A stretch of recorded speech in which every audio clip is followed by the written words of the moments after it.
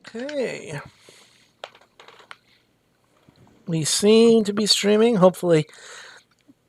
Nope. I need to change. Need to edit. I gotta edit the title because it's no longer that day. So yeah.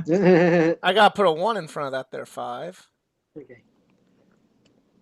I'll be right back. I'm just transferring to the iPhone now. Okay.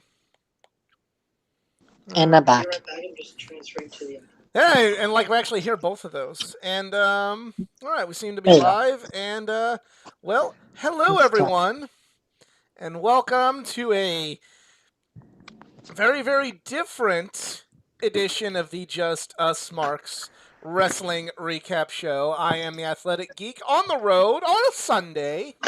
Hey, where's the memorabilia? I'm on the road, so I got some memorabilia.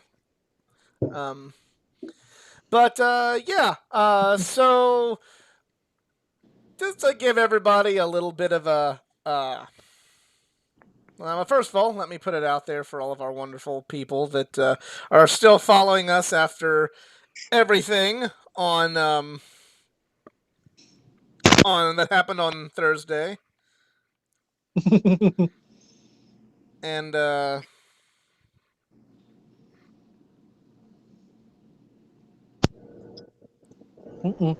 putting that out there because since we're not on our normal time slot, we might have quite a few people that don't know that we're doing this right now. I'm letting the PWF know. The PWF. Yes. PWF. PWF. Also, just imagine just literally an indie wrestling company strictly using podcasters. If they can wrestle, then it could be like your typical backyard wrestling. Well, I mean, that's not always good, but so anyway, don't try this at home. We are professional idiots. So in my town on Thursday night, literally about 40 minutes before the podcast was to start, just every light in the house goes off. Every light at Athletic Geek HQ is gone. So I'm just here, and I'm like, okay, and I check with neighbors. This is why we relocated. Yeah, I check with neighbors, and they're out of power, and I call other people that I know from the town, and they're out of power on their end. So yeah, it's gone. So I put that out there for everybody, and apologize. Hi guys. Hey, Nick's here. Hey. Nick's here.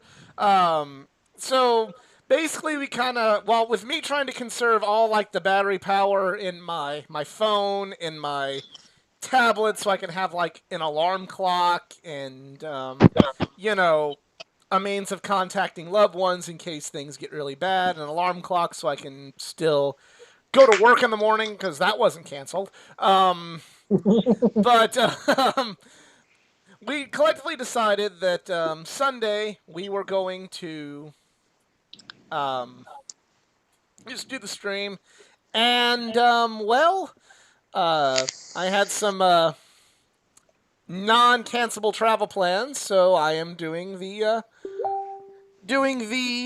show from the road. So in order to save space, I'm using a not our luggage space. I'm not using the good webcam, and I still have memorabilia to kind of make it look nice. But and a Lucille Ball poster in the background. Yes, there is a Lucille Ball poster in the background. Yes, it's pretty cool. Yeah. So we're all. We got some I Love Lucy fans here. Yeah. But other than that, it's just kind of here. I'm happy that we do have power back in my hometown. So when I get back home, I'll be able to do things like turn a light switch on and off and everything. So, but I appreciate everybody for their understanding with no show on Thursday. And everybody for bearing with us here on the road on Sunday, which actually ended up being a blessing in disguise because now we have so much stuff to talk about.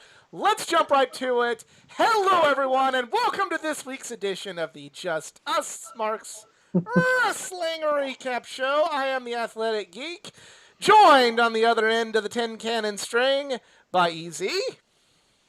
Happy Sunday Night Heat, everybody. Yes, this is Sunday Night Heat. This is Rampage. This is Rampage. So now we're gonna do 2 shows. Great. No. Thank God. Joined on the other end of the tin I can love you, string but not that much. by CJ of Team No Zero. All zeros. All zeros. Damn it, I'll get that right. Usually you don't want zeros, so I'm a little confused. No, I want all of the zeros. Okay. And by Nick. Would you consider yourself Zero Man? Well, zero girl. Zero Miedo. Okay, sure enough. There you go. Let's reboot Zero Girl. Let's reboot Zero Man and get Zero Girl. So if you've never That was a seen great- the that was a show, great show. if you've never seen the show before, this is the Just Us Marks Wrestling Recap Show. Nick's here Nick. too. Oh, and Nick. I said and Nick. Yeah, Oh. he said it. Okay. I just don't have a cool nickname Oh, by Nice. choice. Like literally, when we first started the show, like I leave it open for something really really cool from Nick, and he's like Nick, and I'm like, that's what we're going with, okay, bud. how about No Name Nick? No name Nick. Just Nick something. Yeah. What's Nick someone. name? Right, Something. Nick someone. And So it can have you- be funny. Be like, what's he about to do? He's about to nick someone. Oh. Like shaving. So if you've never seen this show before, this is the Just Us Marks Wrestling Recap Show. I went to high school with Nick, and we became friends through pro wrestling. I met CJ locally through professional wrestling, and that's how we became friends. And I met Easy at All Out, and that's how we became friends. We love wrestling. We love talking about wrestling. We love sharing our love of pro wrestling with each and every one of you out there. We have whatever is clever in the house. What's up? I don't know your pronouns, so I don't know what to call you, but shout out. We love wrestling. We love talking about professional wrestling. We love sharing our love of pro wrestling with each and every one of you out there. However, just like each and every one of you out there, we are not insiders. We are just fans. Our opinions are that of any other fan because at the end of the day, and we avoid insider terms because at the end of the day, we're not insiders. We are not wrestlers. We are just marks. And holy shit, do we have a lot to talk about. Yeah. Also, before we begin, I got me a bag of Doritos 3Ds, and this is literally going to be my first time trying this out. So, let's see how this goes. All right. I have water in Indianapolis Motor Speedway. Oh my god, this actually is good. Oh my god. What This is good. flavor is it? It's a chili cheese nacho, just the regular. Okay. So we have a lot to cover, especially now since we waited 2 days to do the show. So we're going to light the fuse and bring the boom. Talk Dynamite first.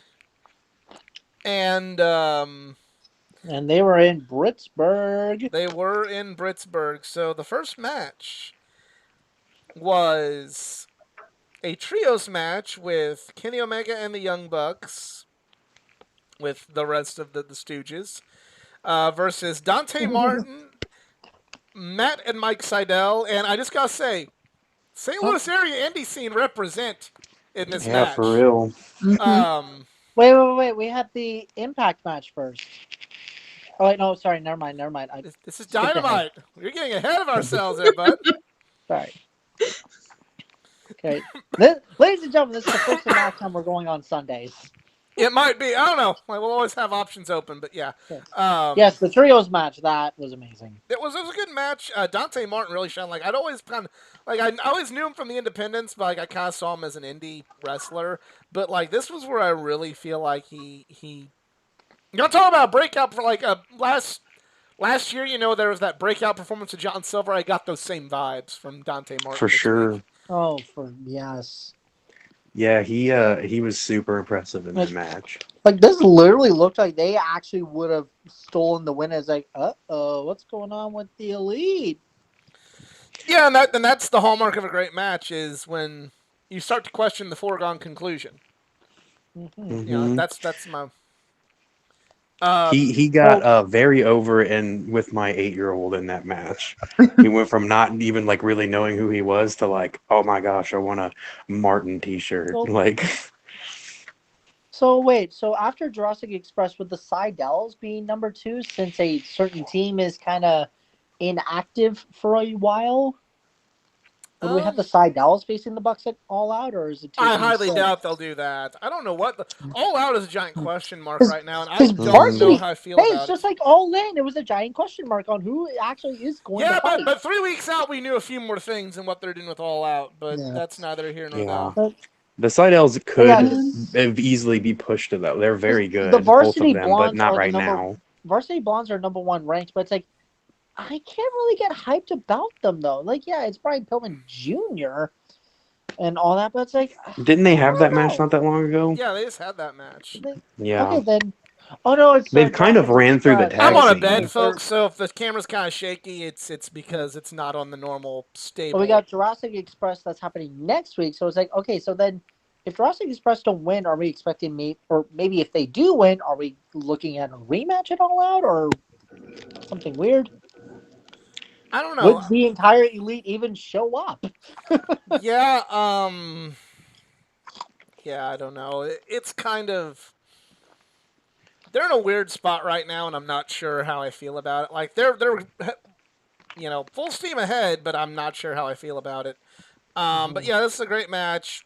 Hats off to Dante Martin, and also from I can't speak for anybody else on this stream, but me and Nick could for sure vouch for it. Gotta love seeing Mike Seidel get some national recognition here because me and Nick have been watching Mike for a long years time. and years. I don't remember Dante Martin. I remember his because his brother was Airwolf. I don't remember Dante. I believe he had a different gimmick in. Oh, okay. Yeah. Did he have a mask as well? Because I remember Airwolf tagging with a masked wrestler for a while. That's my theory, Okay. because Gotcha. from what I'm hearing from other people who follow St. Louis wrestling. So I could be wrong. Okay. I could be breaching some. Well, he's also very young, so he I don't know. He probably could have only been in the indie scene for a couple years. Right. And this is what the Wikipedia is for, except he does not have one. But I There you go. don't think either of them have. I found him Wikipedia. on Fandom, so there we go. He used to be known as Angel Kaido or Angel Dorado. Okay, then. Oh, I remember Angel Dorado. Yeah. Uh, There we go. Yeah. There we go. Okay.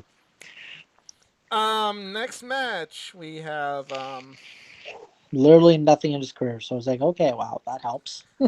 Darby Allin versus Daniel Garcia with 2.0. This was a good match. Good stuff from Daniel Garcia, which has also led to next week we're going to have 2.0 versus Darby Allin and Sting.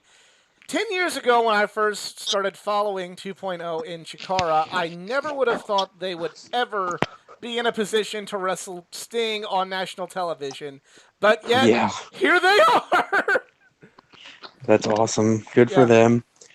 I don't know if And they're that this signed, is but good for Sting's- their pool up there from where they were, a few months And ago. this is Sting's first wrestling match on TNT in 20 years. Yeah, this is an interesting one. I was really surprised when they announced this. That A, we were gonna have a Sting match with just like a week of like ahead of time, and B, that it was on free television, and C, that it's in Houston. And I'm gonna go watch it live next Wednesday. Yes.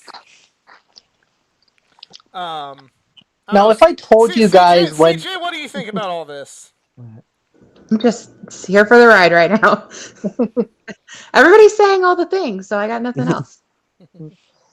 Now, if I said that when we were reviewing the first episode of Dynamite, would you guys have ever believed me if I said, you know what?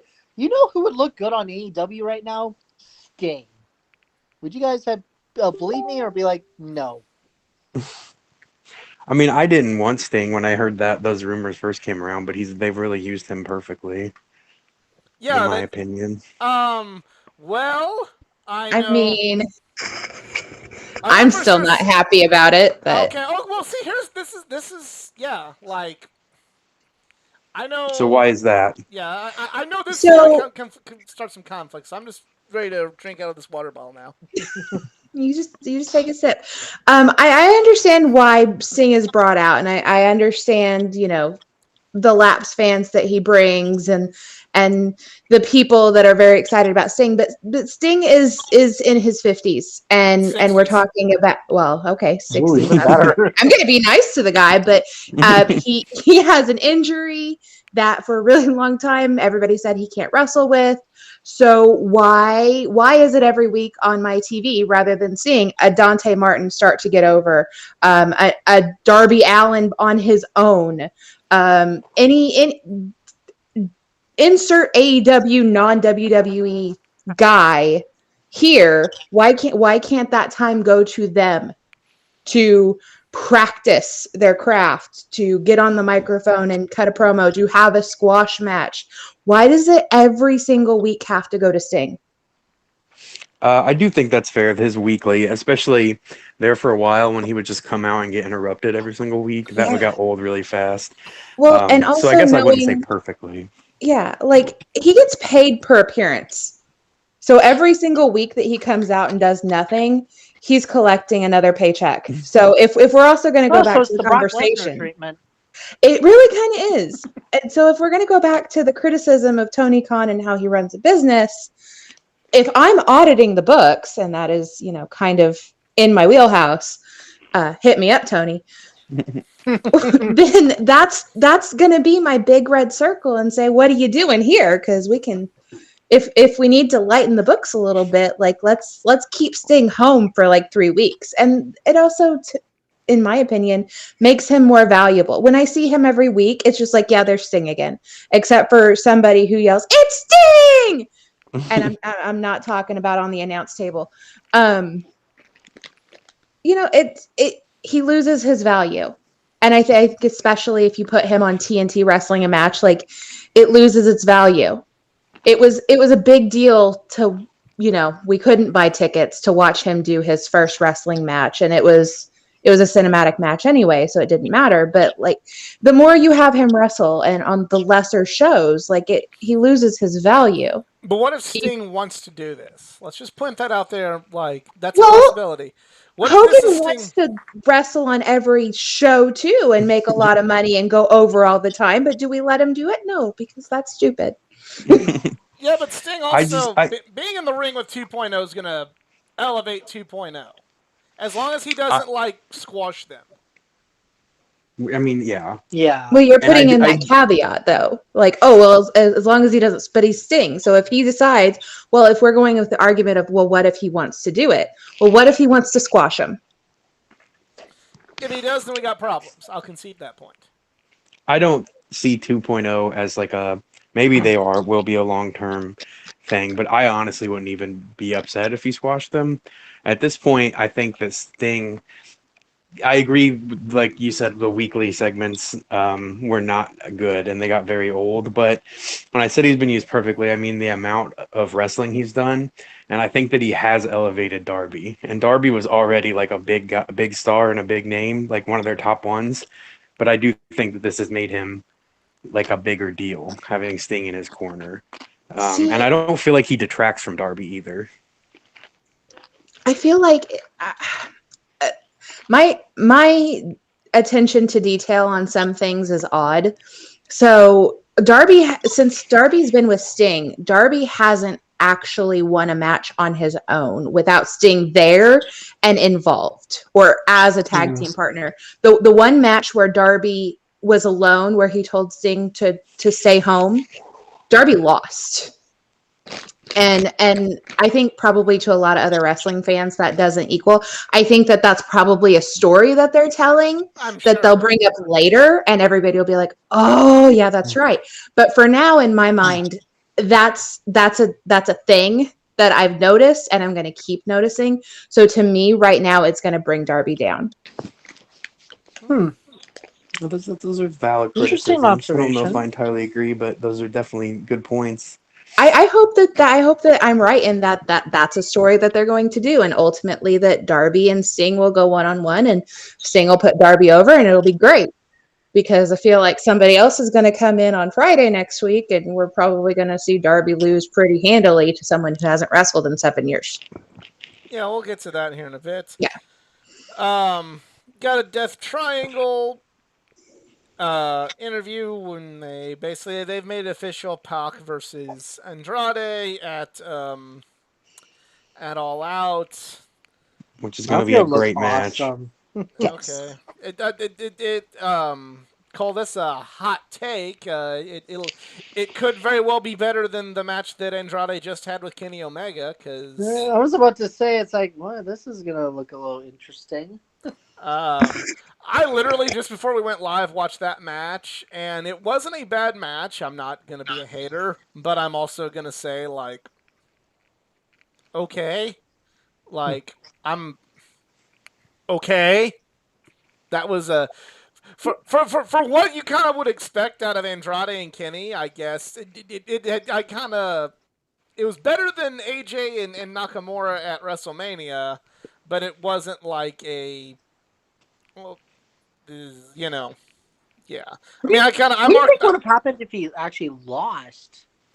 Like, do you Well, think maybe this would be the we'll get to that. We'll circle Obviously, back to okay. that here in a minute. But so another trios match: Chuck Taylor, Orange Cassidy, and Wheeler Yuta versus Matt Hardy and Private Party. I think I was laughing too hard about Isaiah's scream. Or it's like, oh my god. Yeah. I literally thought that was Allie, but it's like, oh no, that was Private Party. It's like, what the hell? Hmm. Yeah. Just I forgot about this match till you just said it, so Yeah, it that's was kind of my kinda opinion. like I like Wheeler Yuta, kind of like him, kind of how he's pinch hitting for Trent right now. But We miss you, Trent. yeah, this was just a match. And yeah, then we have Andrade and Chavo segment. It was okay. And we have Chris Statlander with Orange Cassidy, who came right back out for this match, and versus Nyla with Vicky. This was a good match, good showcase, good win, good win for Statlander going forward. My opinion. Hmm. Yeah, and that was their first rematch since Revolution too, so huge improvement. Absolutely. Yeah, I And- agree. And I but see Nyla as like the gatekeeper from here on out. She had like her dominant title run, and I think she's gonna be like the get through me, and you're like a main event or a next level star, or you get the title match. And they can always go back to her for title matches like they already have with Britt. She's been established as like the big bad of that Basically, division. the new Awesome Kong. kinda, Yeah, yeah, I guess so. But yeah, it's a good match. Enjoyed it. But then we had Dr. Britt Baker, DMD, in Britsburg, do an interview, and this just shows how much she's loved in that town. She made fun of both of her hometown sports teams and still got cheered. Lavender, no. Steelers joke. Sorry. I don't get it. I know the Steelers, but I don't get it. I don't know. I thought this was a good segment. Just people like, there's not a lot you can say about the segment other than just check it out. Like, that's kind of the downside to things when they're really good. Is just, hey, go check them out. So I love to see that, and we'll get to this later in more detail, but I like that AEW doesn't follow the WWE trend of embarrassing, making lose, and shitting on hometown people. Yeah, Yeah. like having like Baker come out in dentistry items or something. Yeah, if this was like, I just feel like Dude, honestly, this could have in a different world. Britt Baker if comes out this and gets like was pied by WWE, Doink. She would definitely have like a dentist uniform on. Or Well, she would definitely be like Isaac Yankem 2.0. Ironically, meeting Isaac Yankem and Britt Baker at the same convention. Go figure. But I like the segment. I will say it was a good hero's welcome, like especially with us returning back to the crowds. Like this was worth it. Like especially Pittsburgh needed that. And she said as much. Mm-hmm. Impact Tag Team Championship match. We have the Good Brothers, Carl Anderson and Doc Gallows versus the Dark Orders, Evil Uno and Stu Grayson. I I this was a was little upset with the ending. It's like, come on. I I I this was good. I kind of like how they're still kind of like the announcers are teasing like that. There's kind of not really dissension, but there's like a difference in philosophy with the Dark Order of Grayson and Evil Uno, who are respecting Hangman's wishes to, Mhm. leave him alone and give him his space. With the rest of the Dark Order being like, "Hey, no, he's our guy," and all that jazz. So, I don't think I like the Good I did like Brothers. that Scott Demore was on commentary. So yeah, well, represent the best ever. Nick, okay, you don't like the Good Brothers. Elaborate I, further, I, please. I did. I did like um, going back and watching like Machine Gun, like the early Bullet Club stuff. I like Carl Anderson. I've liked them together. I liked them in WWE, but I don't know why they annoy me, and their matches just never do anything for me. Like every time they've wrestled in Was it because AEW, of their nerd gimmick? I don't know. Like they just, I don't know. Maybe it was one of those things that I just thought was like a underutilized talent, and now they're kind of utilized, and I was wrong. But I don't know. I don't know if that's a popular like opinion or if that's not a popular opinion. But I don't think I like them. No, I get behind that. Yeah. It's kind of been I underwhelming. understand it. I- I just like I don't mind them. They're here. They're just kind of there. I think Yeah, Nick, the way you kind of talk about the Good Brothers right now are kind of similar to how I feel about God. It's just kind of yeah, like God and kind of like modern Bullet Club in general. It's like, okay, yeah. there's people, they wrestle. Hmm. Um, Hey, you saw how New York was hyped up when God won at Supercard, yeah, and then it got ruined by two bozos that we're not going to name. I think it was At all least because one of them is redeeming themselves. The other is there. that was just a part of a shit cherry on top of a shit show. That was Yeah. ROH in Madison Square Garden. And Ring of Honor. This is why New Japan wants to open the Forbidden Door. What's your problem? The fact that they just don't care about their product, and as long as they can put content out for Sinclair broadcast groups, that's all that matters. You're not WWE. How That's dare what you say they that about already Tony do. Deppen? Tony Deppen. All right, I so love Tony next match Deppen. we have there's good talent there, but there's also a lot of shit talent like Matt Taven that somebody thinks is fucking good for some reason. And that somebody was Bully Ray, and that somebody was Ring of Honor. All right, anyway. So, Tony Schiavone with QT Marshall in the factory. This segment sucked. Like, I love Tony. I like, but like, okay, QT had his time in the sun. QT needs to go bye bye. Unless This he's was like, weird. yeah, Yeah. I don't get it. Don't understand it. I don't understand why it was on television. I don't understand. I don't get the his son thing. I don't like they. I don't know. They've never like mentioned it at all. That he even had. Like I know he has Yeah, kids, but like, and then Yeah, they implied maybe he this- wanted to be a wrestler. Yeah. Yeah, this literally came out of nowhere, and like, okay. So we're having one of those rivalries now. Just somebody, going after commentary, because like we don't need enough of that. Yeah, this was not a good segment. I mean, it was cool to see Paul White do his, get there and get physical, and maybe we'll maybe we'll have QT and Paul White in a squash at All Out, but that'll be when I go get a beer. That and when somebody else comes out. But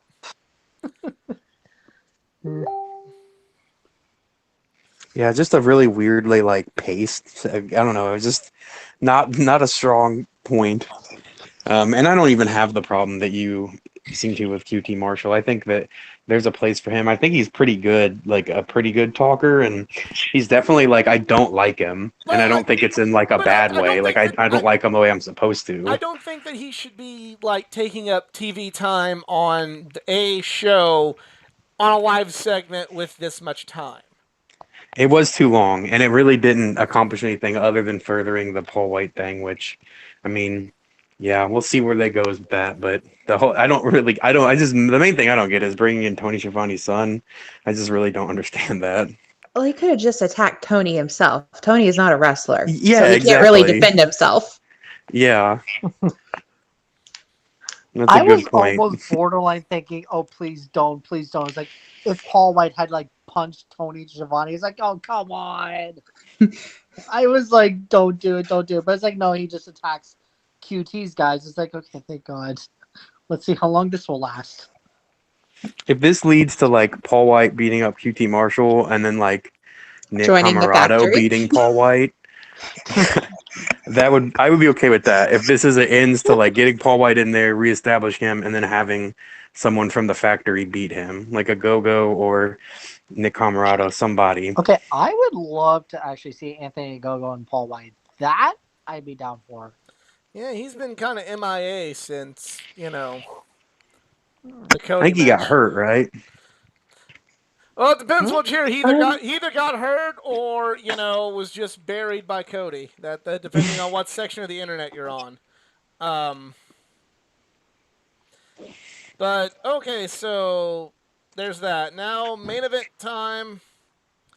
The fourth labor of Jericho versus Wardlow. This was a match, and it happened. And I was confused. It's like, wait, I thought MJF was supposed to be the ref for this. They literally said that last week. Fuzzy, what's up? Yeah. But yeah, this was a match. The match happened. And now apparently we're getting MJF versus Jericho in Houston and not in Chicago. So apparently All Out is just fucking, Just going to be there. it's just going to be there. It is fucking, hey, what the fuck are you?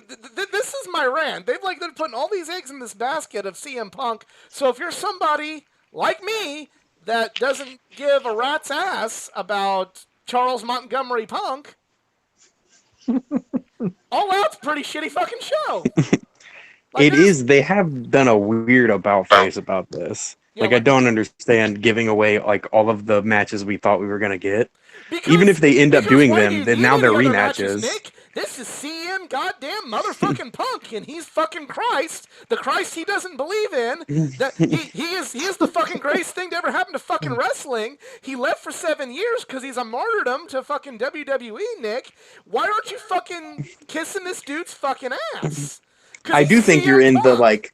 massively overwhelming minority in the fact that you don't care about CM Punk at that show. Oh, I concede that, but if that's the only thing there is about this show, if it's called All CM Punk, then fucking sell my ticket and let me fucking make record profits, because fuck that. Ooh, me. I would love to go to All Out if you don't want to. Fuck It that. does seem like the CM Punk show, and now we're just gonna get a lot of rematches. We're gonna get a glorified fucking Dynamite, but you should sit down, smile, and shut up because you're getting CM Punk. That's what I'm getting out of this. Oh, yeah, and just an FYI, guys, considering this is a Sunday show today, we're 3 weeks away from All Out, and we only have 3 matches. The Women's Casino Battle Royale, the AEW World match, and Pac versus Andrade. So, And the women's match. even... What women's match? Well, this is only Yeah. according to what the He's- Wikipedia says. Yeah, he's talking about booked, officially Yeah. announced matches. Yeah, we'll definitely get more matches, but as of right now, those are the only 100% confirmed matches. So yeah, even Get Show says And I one's agree a- with with- him. I'm with Geek on this, that I too am a little bit concerned. We're like, okay, guys, so what the fuck are you guys doing? Like, can Yeah. we I get mean, some matches? and like Nick I'm said, not I can see obviously. the fact that I'm in a minority here. I can see the fact that most people like CM Punk. I don't. But like, I feel like that's a bad look on the company. Look, I get you gotta make. I don't like CM Punk, but I understand that you've got to put a lot behind CM Punk, and you've got to make him the focal point of the show. I am not, unlike other people that don't like somebody that let their whole "I hate them" completely put blinders on to like what logic is. I'm I get that you got to make CM Punk a big deal. I get that you got to, you know, make him a focal point of the show. I'm not caught up in my dislike of. I don't know if I really dislike Punk, dislike his wrestling. I just kind of like dislike this whole he's the end all be all of fucking wrestling that they have with Punk. But like they're gonna let the whole like that's me. Thank you. Uh, you're gonna make Hey, the good whole card. y'all. What's up? So like we're gonna make the whole card go down because CM Punk's gonna be on it. Like you don't. I'm okay with Punk even being the main event. Like that's cool. Like I get it. Nobody's gonna outshine Punk in Chicago for his first ever match. Like I get logic, but like what why can't we You still don't have to sacrifice the show. I get what yeah. you're And saying. then right now they're sacrificing the show. And for no, if Punk's gonna be there, he's gonna be there. So it's not like you need to make the rest of it less appealing. Like there's literally nothing to gain from that other than shifting those other matches onto like free TV, which doesn't. I mean, I don't think that's gonna really Yeah. make. I don't think like Sting's not probably gonna be on the show. I'm assuming that's why he has this match coming up. Jericho MJF will probably be on that show anyway, but it's going to be a rematch of a rematch of a rematch, so If it's it's even going on to the be less show, that interesting. I have a feeling like they're doing this. They're going in a very New Japan direction with this, and not like in the New Japan direction I like in the New Japan direction of, hey, here's the one singles match, isn't it great? Yeah, like New Japan, since they do tours, they make singles matches few and far between, and that works for a company that doesn't have weekly TV and only is like doing stuff every now and again. But they're really taking that approach with All Out, and it's like, I mean, I guess fuck me, it's gonna work because there's gonna be 9,999 other people cheering, and I'm gonna be here going, yep, there's an asshole. There's an asshole. Yep, great wrestler. There's a fucking asshole right there. Yep, cool. Oh, he won. Cool. I sure hope Hangman Page doesn't get sacrificed for this guy. Alright, cool. Neat.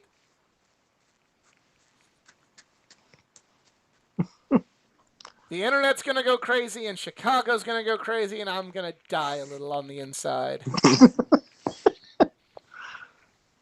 There. Yeah. Can I have your things then? I said I'm gonna die on the inside, just not die. Sorry, all I heard was die. So But no, I understand that. Like, I get that. Like, not everything has to be CM Punk. Like, if they want to pull this off, it better be the best damn wrestling show that they can put up in an hour. And a lot of people You would were think you would impressed want that. If you yeah, think you're going to draw a lot of new eyes, you'd think you would want to make your card as strong as you possibly could, so Yeah. people stick around But for people yeah, besides exactly. Punk. Like they've got, they've got. If they're not going to go in this direction, they have very, very, very little time to pull this fucking rabbit out of their hat. I mean, I really think after Friday, we'll see like what this it's going to before, look like. but you got to act fast, because if they were doing this in like the middle of the summer, then like, yeah, I would get that. But here's the thing: we're closing out summer soon. We have a pay-per-view coming up, so you got to pull off something immediately. If all of this was like going on after Double or Nothing, okay, we would get that, because you're like restarting something new and building that up to what would have been either Fight for the Fallen or Fighter Fest. or again blowing it up all the way out to All Out. So, um, well, we'll see what happens. And now again with the new rumors that Punk is saying I'm not gonna show up there, then it's like, well, was anyone Okay, gonna I believe just him or went. not? I just went on I like don't know. I disagree, Thomas. CM Punk's hype has not died off. I am firmly in the minority with CM Punk hype. Like it is, Yeah. like it is.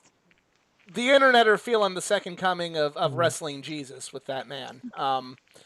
But no, I thought if Seth CM Rollins Punk was is not there fucking again, like me, like while I don't want to see him, while I don't give a fuck about him, I am the minority. If CM Punk doesn't show up, we're gonna have a mob scene on our hands in Chicago, and it's He not gonna be pretty. absolutely is going to though. Yeah, Mhm. yeah. I would like I told you, I And would I'm sorry, literally but bet all my money. didn't we have these same conversations when it came to All In and Revolution? It's like if Punk's not here, we riot and somehow we're still alive. Yeah, but here's the problem.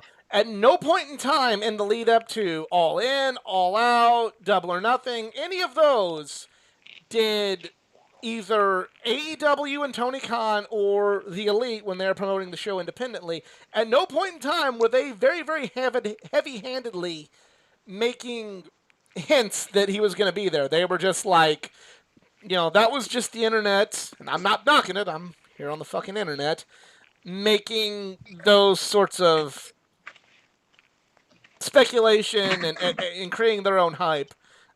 This time AEW has put into it, and if it is not CM Punk, if it is Hiroshi Tanahashi, if it is Daniel Bryan, Bryan Danielson, if it's fucking the reincarnated spirit of Red Grange, it's not going to be over. Fucking Okada. You want to know why make people hate Okada? Bring him in and says CM Punk.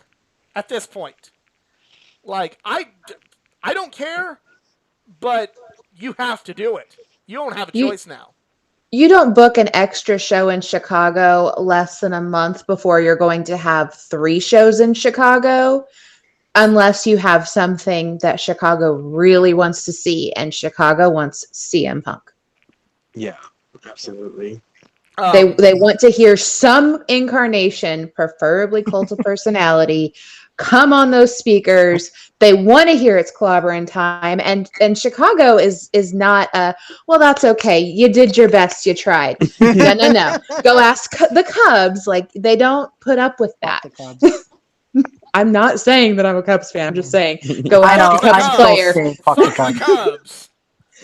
They get a lot of heat for sucking so bad from their fans. And they're going to have to wait 100 more years to win another World Series.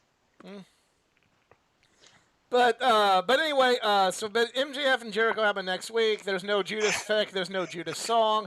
Like, it's going to be cool to hear the a cappella crowd version of that song. Nick's going to be able to sing that. But, I mean, like, unless something happens where we still get MJF and Jericho in Chicago, like, these are bad fucking calls. And it is like, no pun intended, they're all in on the CM Punk train, which it's going to pay off because if it's CM Punk, it will pay off. The fact that they sold out the United Center with a hint that he's going to be there, it tells me that it's going to pay off. But on the flip side of things, to me, like, if WWE fucking did this and it was not CM Punk, this would be like, the idea of doing it this way is a bad idea. The idea of putting all the eggs in one person's basket is a bad idea. But because it's CM Punk and it's AEW doing it, you can't not say it's a great idea. How much is this like fantasy booking or things that we just assume, matches that we just all assumed were going to be on this card that are ending up not being on it? Not like, the whole thing like where you fantasy book or you have your head canon about certain things and then it doesn't come to fruition and you don't like it, not because it's bad, but because it's not the thing you thought it was going to be. Do you think it's that, or is it really because they're like self-sabotaging for Punk, which I can't think of why they would do that. So I don't know why they would do that, but on the flip side of things, there's so many obvious answers for matches that when you're this close to showtime, that they're giving away on free TV, and it's like, okay, like, all right, so you're not giving us Hangman Page, and the rumor and innuendo is because that's for family reasons, wife's pregnant and whatnot. Okay, that's fine. But like not having MJF and Jericho, like it would make sense to have him go through the 5 labors and then have the payoff at a pay-per-view. Like that's not headcanon. That's I mean, that's fucking basically what Cody MJF was at Revolution. yeah. That's not That headcanon. was That's so damn like good that is storytelling that makes sense. That is Yeah, but this this is the all things we just assumed, though. They never like said it was going to be there. Same with like Jurassic Express. I just assumed that would be at All Out because they've ran through the whole tag division. But like That's in really 2 the weeks, last who team else is left. going to be ready for? What are you going to do with Jericho? What are you going to do with MJF? What are you going to do with the tag titles? I do believe we'll have MJF versus Jericho again, and I think it might be a career match. They got to do I something. think that Now, again, Deke was saying like he's on the minority about the CM Punk thing. Well, I'm honestly on the minority about MJF Chris Jericho. It's like, wait, really? You want the 5th labor on national television? Why not have this at All Out? And frankly, I find the stipulation really stupid. It's like, oh wait, he can't come out to Judas and he can't use the Judas effect. It's like, really? We're gonna have one of those matches where you have to beat a level on SmackDown versus Raw that you can't use your finisher?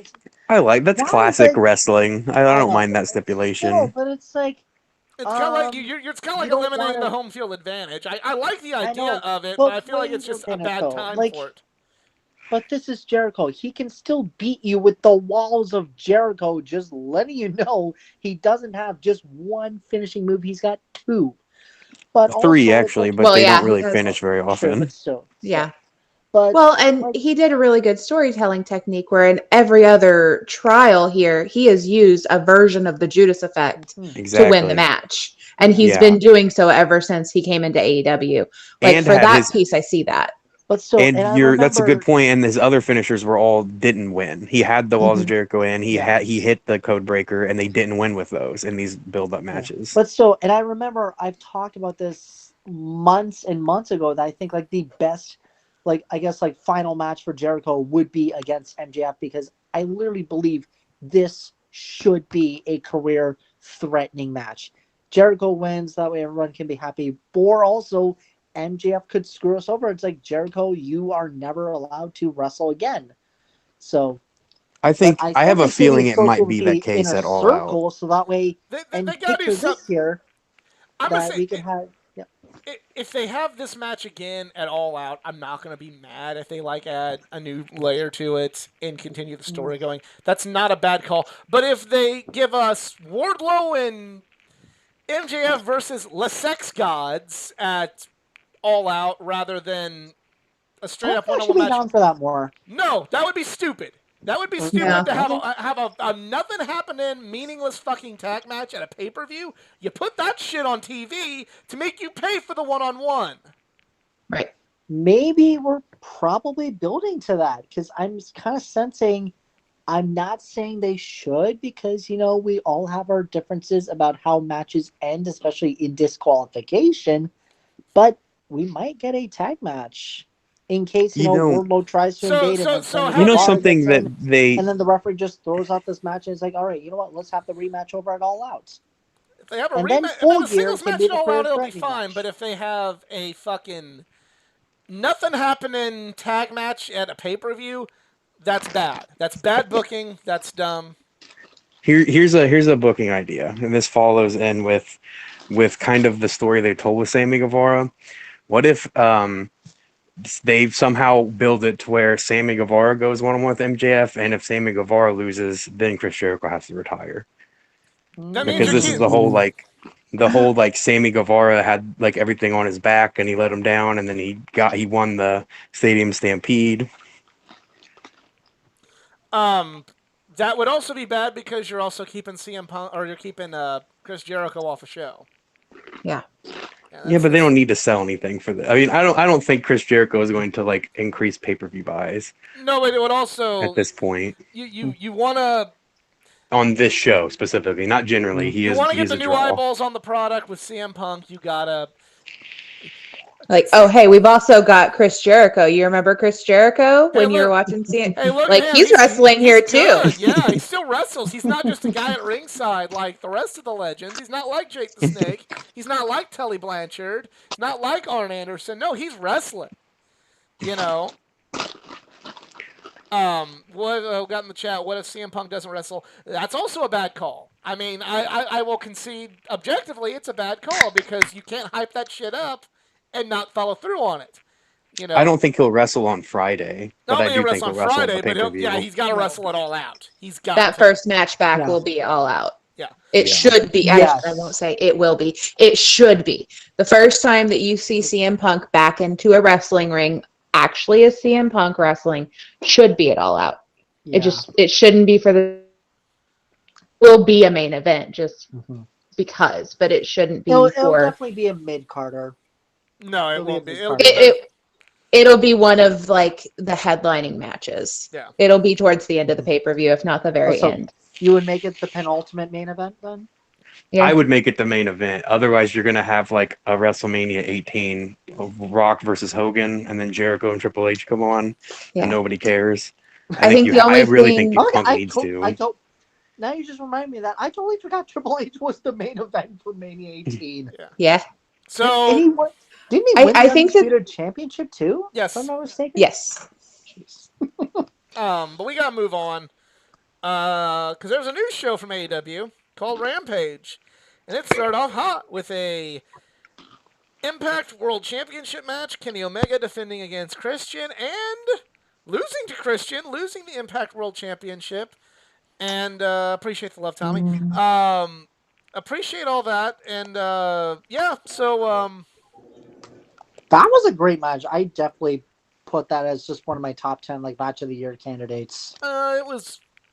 I like. Okay, well, my It was a good perspective, I match. liked it. It And was a it's good not match. just I don't because dislike it. I feel like it's not just because I'm from the same city as Christian, so I'm just putting it out there. I kind of feel like, but now with what we've learned from, well, we'll just go ahead and get into that now. I'm not really a big fan of Kenny losing on TV to Christian right before the match. Like, I really didn't like the idea of doing this match. This is, again, like, I feel like AEW now feels like we got CM Punk coming. They've lost the fucking plot a little bit. Yeah, it was a good match. It was a good moment for Christian. And if it wasn't for what happened at Triple Mania, I would say there's some potential there. But Kenny kept the Triple A championship and defeated Andrade. And Yeah, it kind of blew all my Well, plans out the window for what I thought Yeah. would happen. Well, now that's what I'm thinking. Is like, what if Andrade had won? It's like now we're seeing the downfall. yeah, that'd been a good Kenny. idea. He could That's what I possibly wanted. lose at All Out.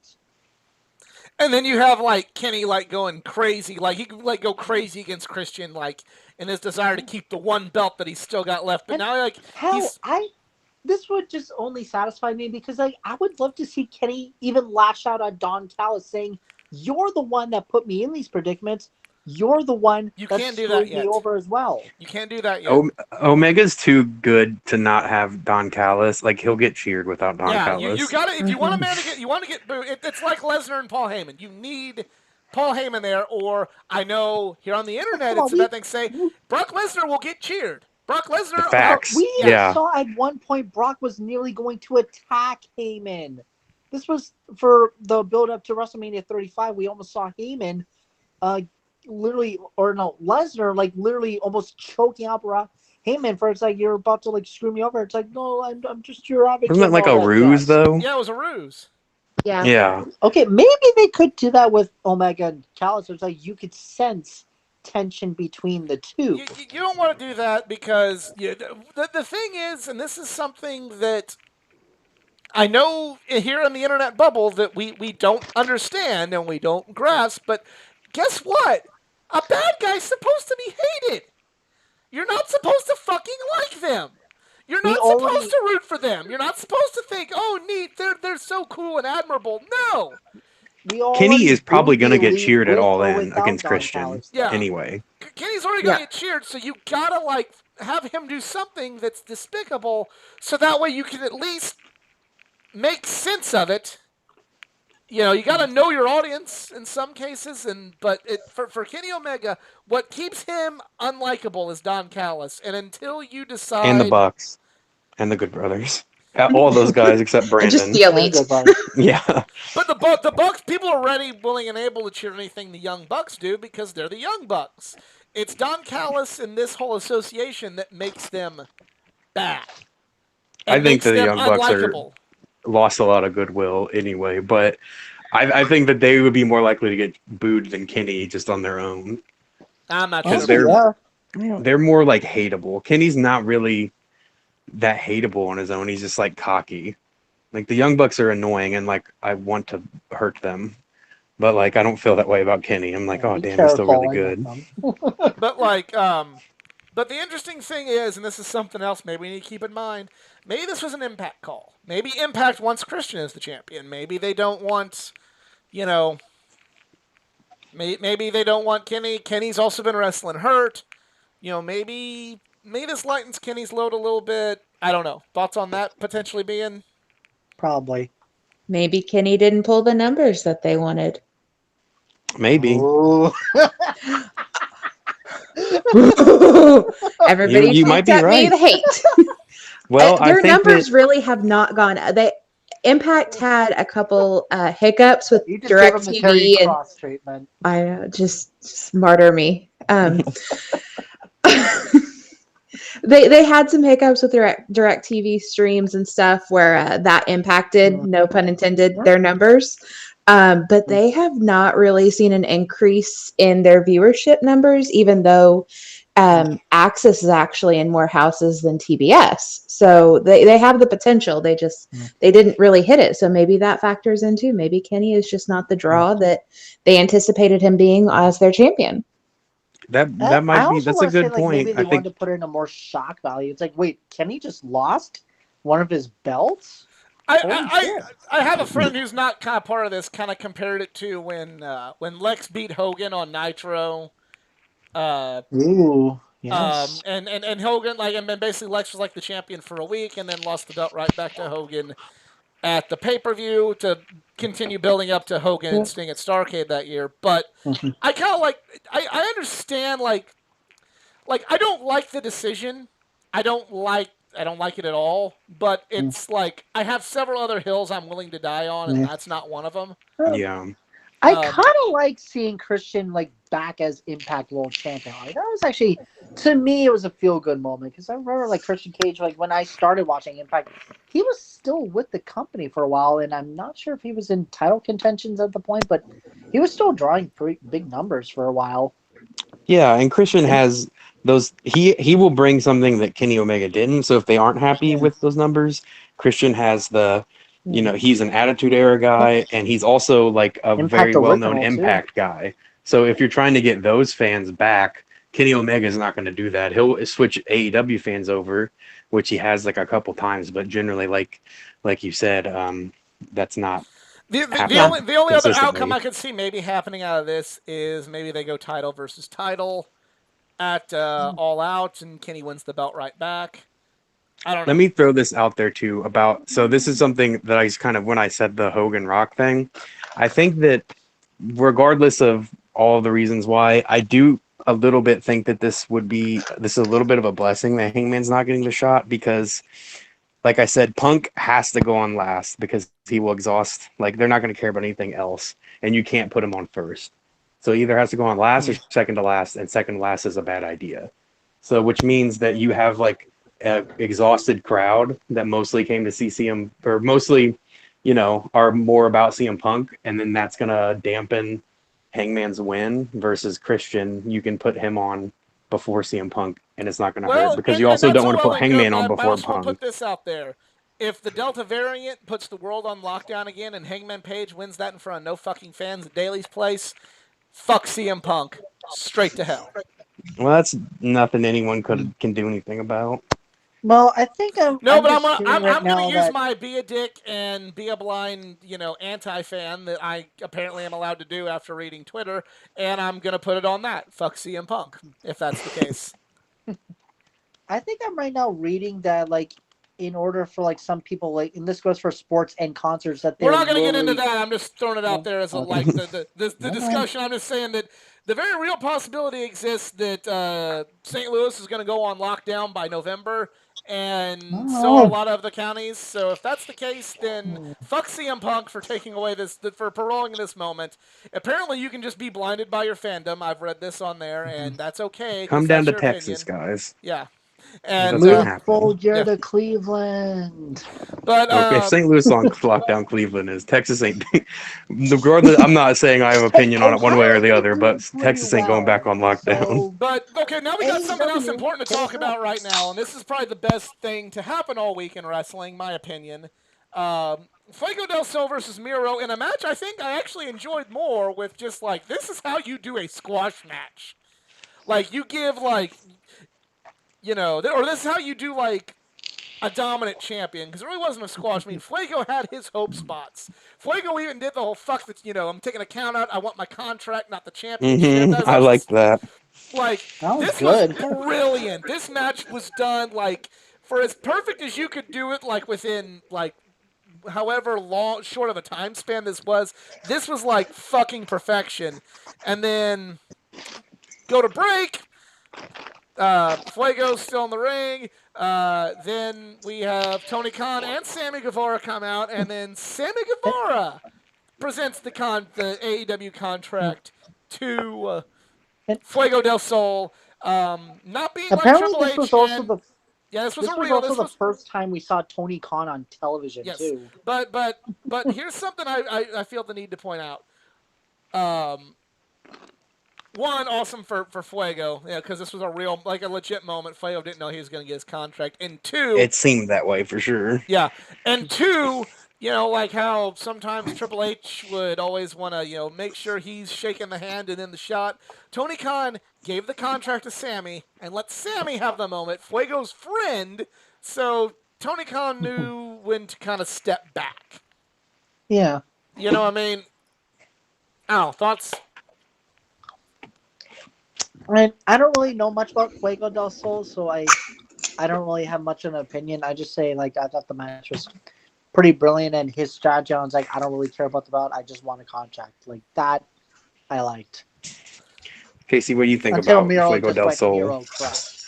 CJ? Of course, I've always felt bad about Fuego, and I liked that match. I liked that he came out with like the tornado DDTs and stuff, and they're like, "Oh, this has been Miro's weakness, and this almost was got a him the great last call. time."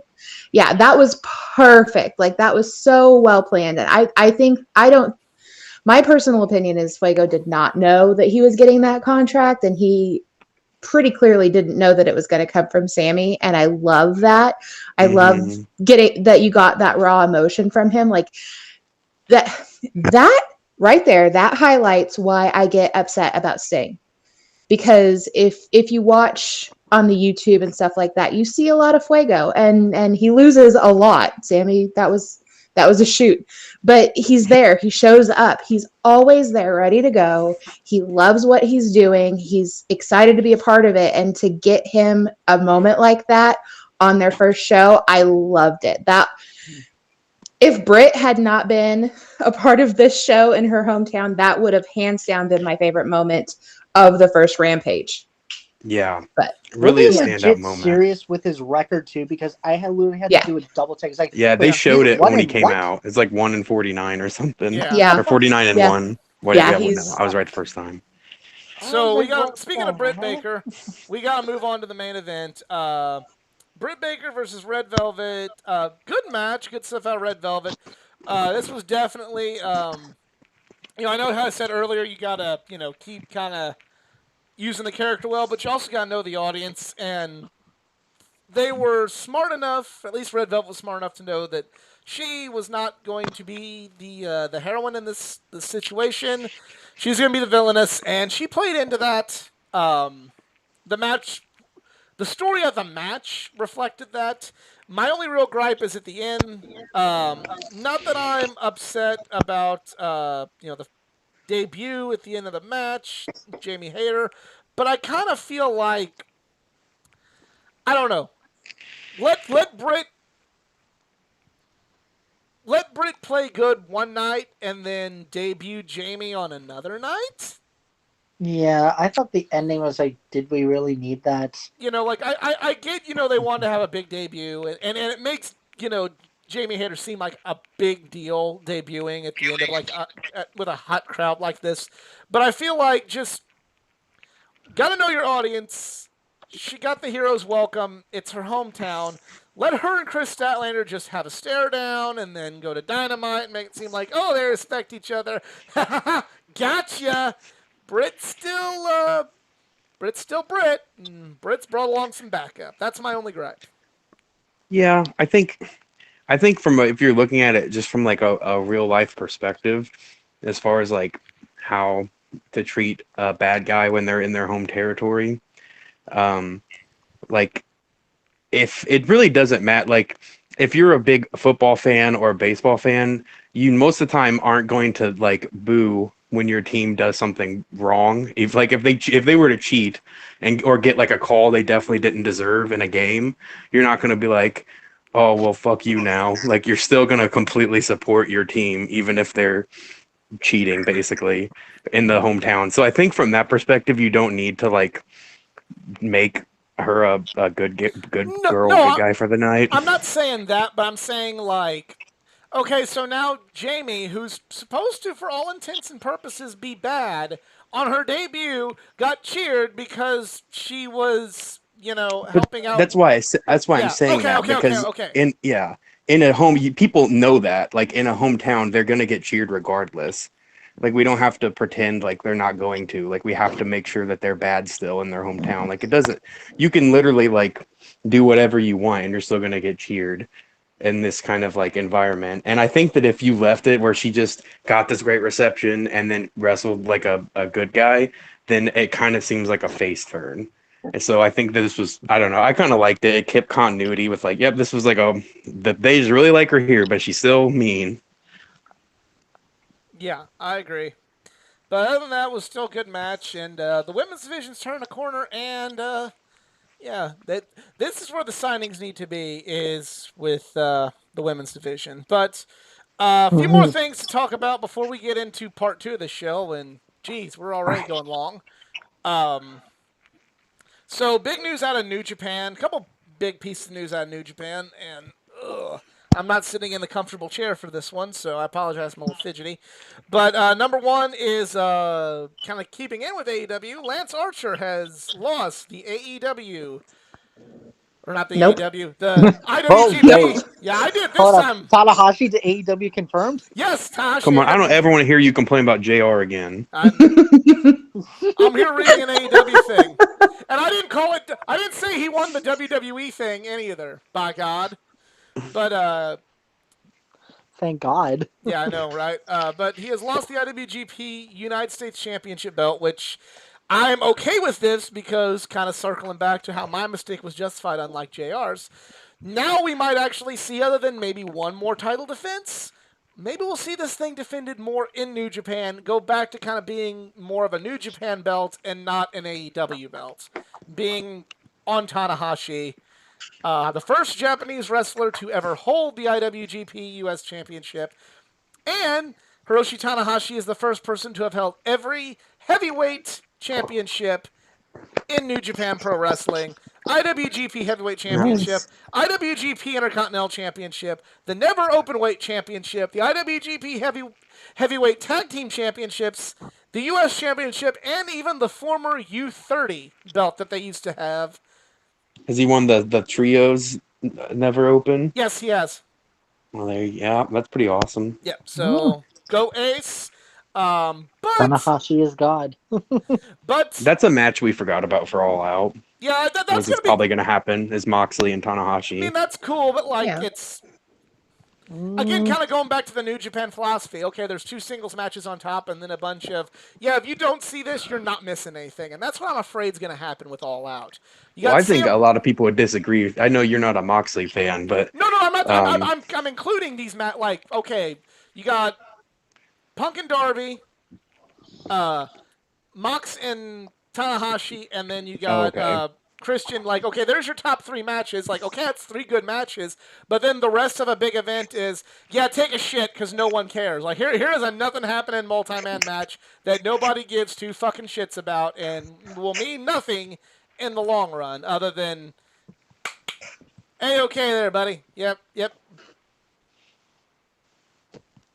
You filled the card. Like, that's what I'm afraid of.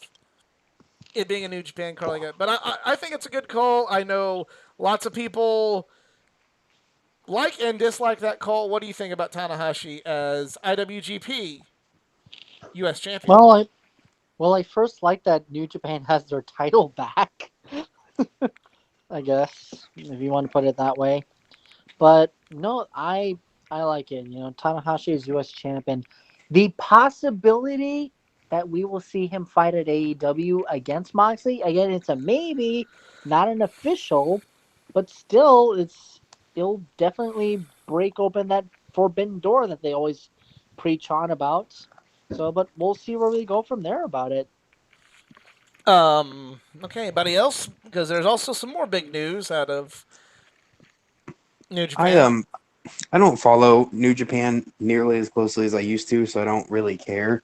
But I do think it's confusing for casual fans to have the IWGP. Kenny's is one thing because he just comes out with like a shit ton of belts, and you're like, oh, I guess he just wins championships all the time. But I think I don't like defending the IWGP US Championship on AEW. I think it just really is confusing to people who aren't like hardcore smarks. Like, it's confusing to my family that I watch AEW with. They're like, what does IWGP mean? Like, what is this? I think So that you I'm kind of glad probably. it's off.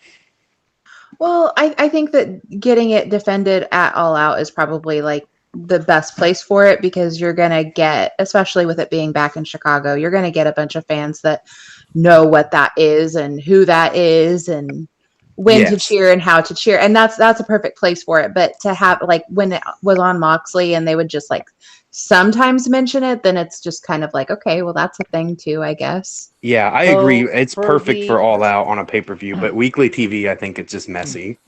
So for the non-New Japan fans, IWGP is apparently the governing body of New Japan. It stands for International Wrestling Grand Prix. Yeah, but if they don't already know that, they're not listening to the show. Right. Yeah. Exactly. Well, they have a thing called the internet. They can look this up themselves. My 8-year-old isn't going to look that up. Yeah, He's that's just going to the be problem. confused. People have to I'm think not about- talking about us. People have to think I don't want to get do what more you're- research. I get what you're saying. Like, yeah, people. That's could how we look it get up, truth but around here. That's also not.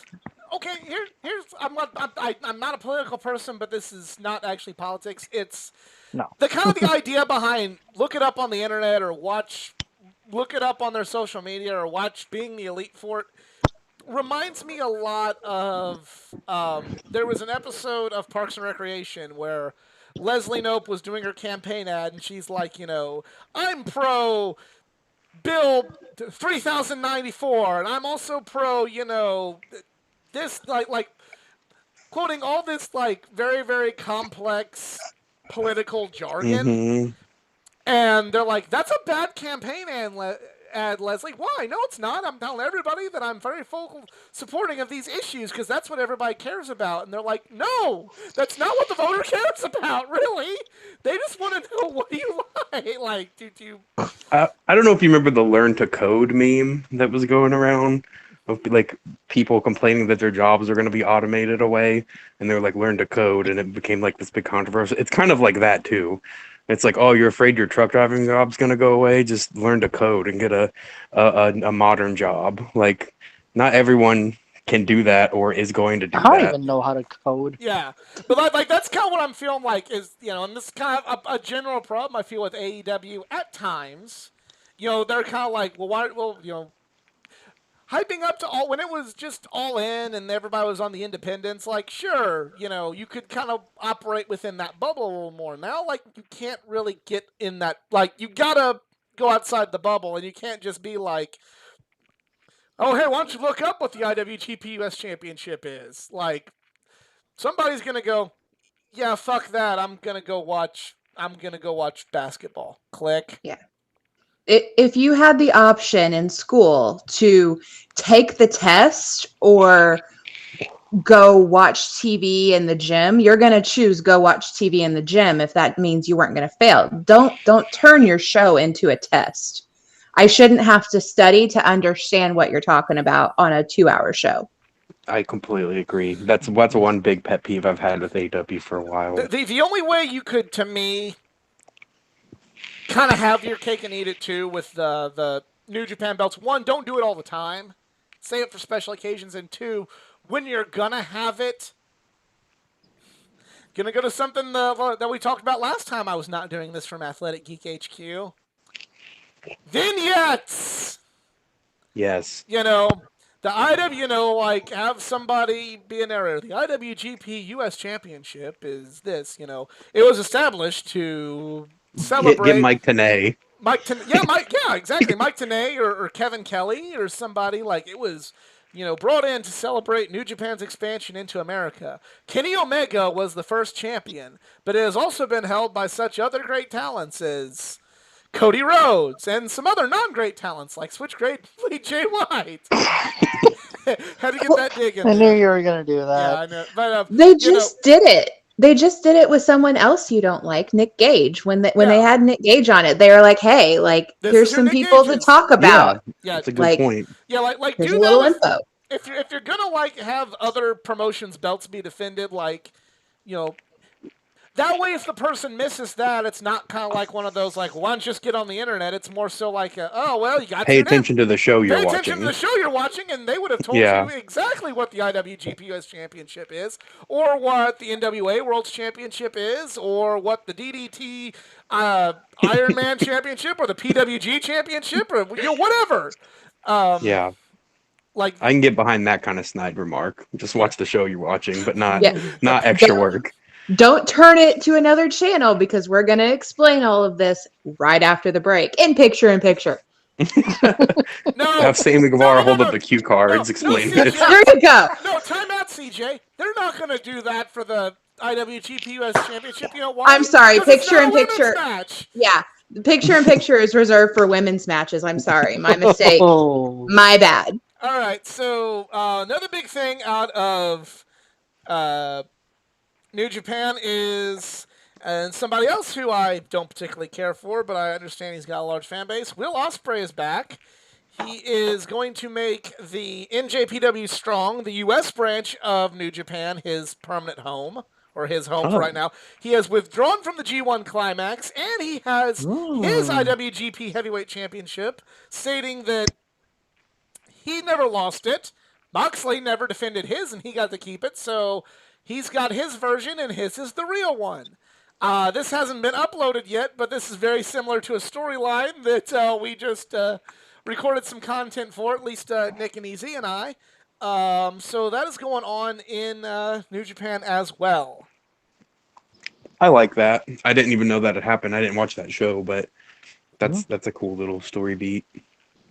I mean, I'm not against it. I'm just like, I also like Will Ospreay. yeah, So it's no, Will no, no, you don't. Ospreay's. Will Ospreay, I would like better if it was. I dislike Will Ospreay for the same reason that I dislike. I don't even really dislike Bret Hart, but like everybody from his country is like, oh, you think that this other wrestler's better? You're wrong, Dude, because Will Ospreay is better. Leave the accents to someone else. That's my point. Yeah, like this bloke right here. Yeah, right. Right, we got this bloke over here saying that he likes fucking Tetsuya Naito. That's bullshit. Welcome to Just Us Blokes. That's bullshit. We got Will Ospreay. Got Will Ospreay. He's a thing. I actually quit following a YouTube channel because they kissed Will Ospreay and Bret Hart's ass too much on the channel. I'm like, hey, it's their channel. God bless them, but I don't need to see that. But don't unsubscribe to us until after All Out. Yes, definitely till after All Out, after Easy drinks Then the you bubbly. can unsubscribe Yeah, all we you want go because down you have bad access. zero after all, or after Full Gear. After Full Wait. Gear, I was like, we go wait a minute. zero. So we changed the bet to All Out. Okay, I'm in the safe then. No, I can no. do All Out. No, don't unsubscribe to God. after Full Gear. Then we can go to no subscribers, and it'll just be us talking to ourselves like it was in the beginning. But Ouch. it was. But yeah, True. so the last bit that we want to talk about, we were going to talk about this Thursday, and it was actually going to be like the catalyst for half the show. But Before before the lights Rampage went out made it in awesome. that was the night that the lights went out in Illinois, and that's the night that they harmed an innocent man. In my entertainment. Oh God. But Here we He go didn't sing again. it though. We're making progress. yeah, I'm not gonna sing tonight. Nope. Now, when Easy drinks the bubbly, there might be singing. But anyway, so I'm drinking my bubbly right now. It's called Coca-Cola. I had Pib Zero Extra, Pib Extra Zero, Pib Zero Extra. Too many That's names. true, Pepsi. Too many So cooks. many Too combinations. many words in that Oh name. no. Too many cooks. I love when we just go off the rails. It's the most fun I have on doing it. Maybe if not the most pleasing to watch. I'm Wade Barrett. I'm Wade Barrett. That deep joke is so deep inside, nobody will get it. There will be maybe 2 other people that get that joke, and that's it.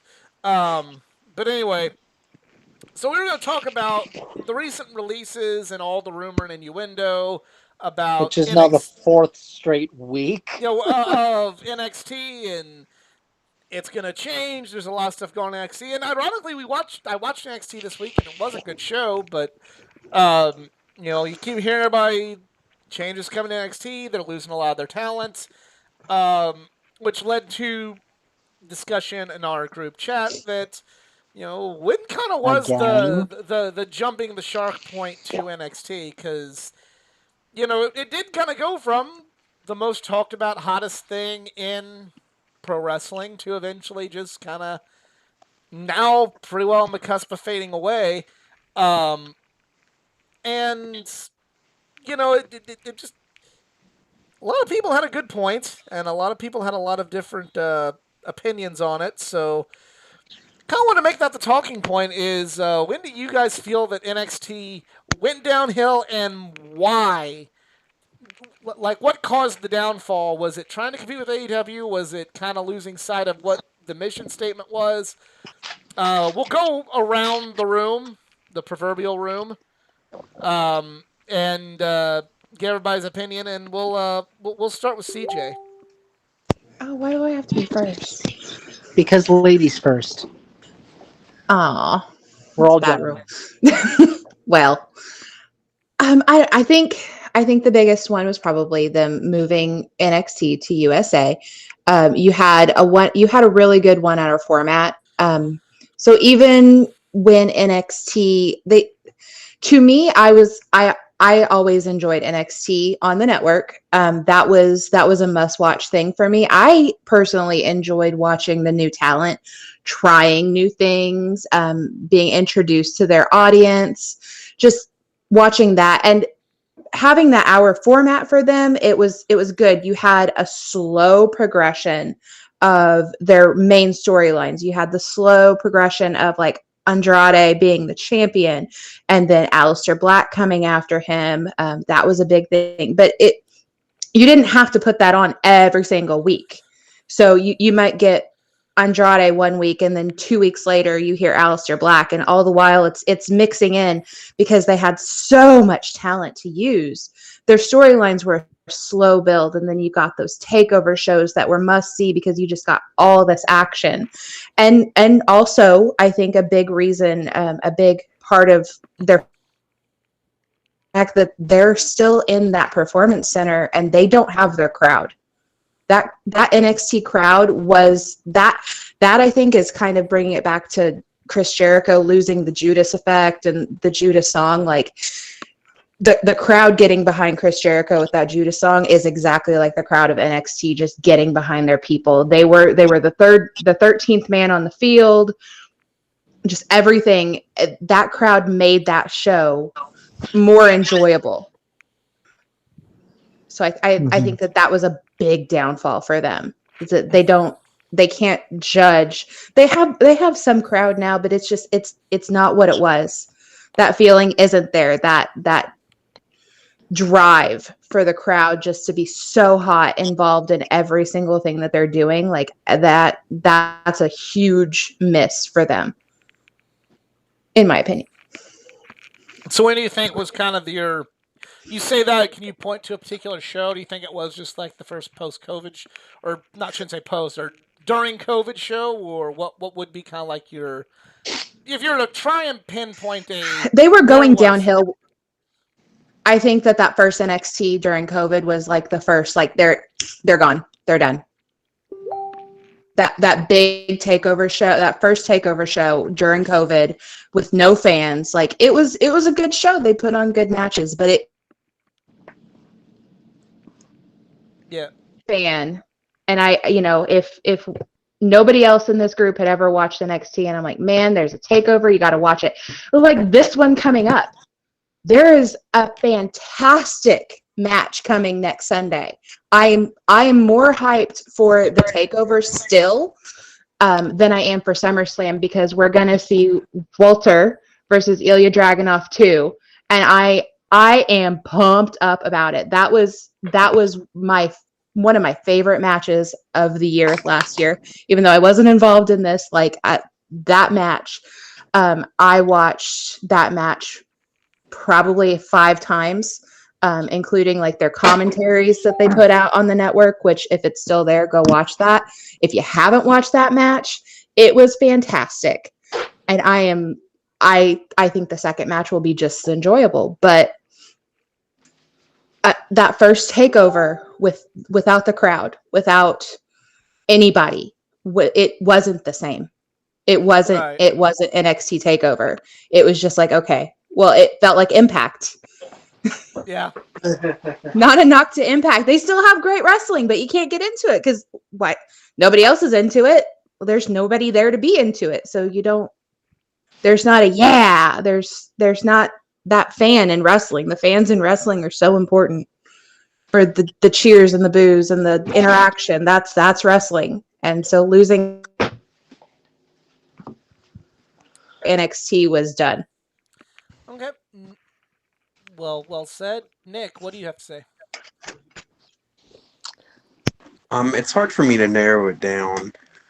I think there were like a couple big drop-offs. Like I had originally said when we were talking about this, I think the last amazing takeover was the Takeover New York, and that predates COVID by, about a year. And I feel like they kind of lost the plot at that point, and that also coincides with like Ricochet and Aleister Black's call-ups at that same takeover, because they wrestled War Machine on that card in the opening match, which was great, but that was like their farewell, and now we're gonna go be a tag team, and other bad things will happen to us on the main roster. So that was like really, there had been that slow build up of botching NXT call-ups up to that point, but that was really like the nail in the coffin for me, because both of those guys are capable of so much more, should have been so much more on the main roster. I know Ricochet's still there, but Ricochet, like, there's really, I know, and I agree, Ricochet is not the best promo. He's not a great talker, but neither really is Rey Mysterio. He's better now than he used to be, but there's no reason he can't fill that Rey Mysterio spot. Like, he's one of the most athletically impressive wrestlers I've ever seen. And, we saw Aleister Black in AEW and NXT, and even before that, if you follow him as Tommy End, put on incredible matches and do incredible character work, and that was all just botched. So I think you had that, and Gargano, who for me personally was like my favorite NXT wrestler, and I know he is not as beloved as he once was in a lot of circles, but him finally winning that championship, it seemed like the Ciampa stuff was basically in the past. He got injured again, and they kind of made up, and that should have just been the end of that storyline, and he finally wins that championship, and that kind of seemed like the peak. That was like what it had all been building toward. We send 2 of these guys that are sure shots to succeed, and then they don't, And then, Adam Cole wins it and he had a good run, but it just never had that same magic. So to me, that takeover was the peak, and then it's just been downhill since then. Okay. Easy. Here we go. This is why we're about to go into another hour because of me. No, I'm just kidding.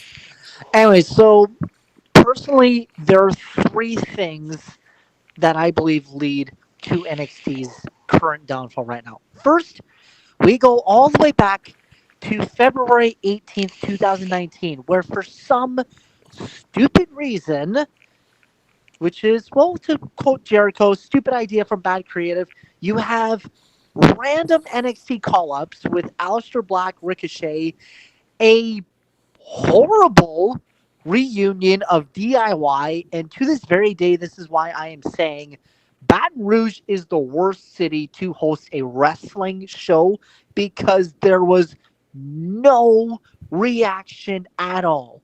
Like you have the North American at the current, or okay, fine. At the time, you had the North American champion Johnny Gargano reuniting with his former DIY brethren, the then NXT champion Tommaso Ciampa. If you had this in somewhere like Philly, New York, Chicago, hell, even maybe somewhere in Florida, that would have been the loudest reaction you would have had for an NXT call up that wasn't after SummerSlam or WrestleMania. But you screwed it up.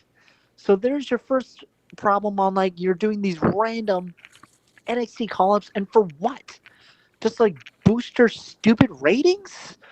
So that's problem number one. Well, I And mean, that's not just that particular day, but just ratings any are the other end. random I see what you're NXT saying, but call-ups. like, You're like, what the do hell are need you guys doing ratings. here? You do need ratings, but go on. So, but again, but it's like the fact that they like announce it immediately. It's like, oh yeah, we're gonna have NXT calls. It's like, wait, why are you guys telling us this now? This literally could have been a surprise where it actually could have made the crowd get more energy. It's like, holy shit, we just have people from NXT here. Like the first NXT call up that I remember when I got back into watching WWE was Kevin Owens answering John Cena's US Open Challenge, where it's like, oh, holy Right. shit, what do we got here? That actually got me interested in NXT for a bit. So the only problem was I just didn't care nor wanted the WWE network at the time.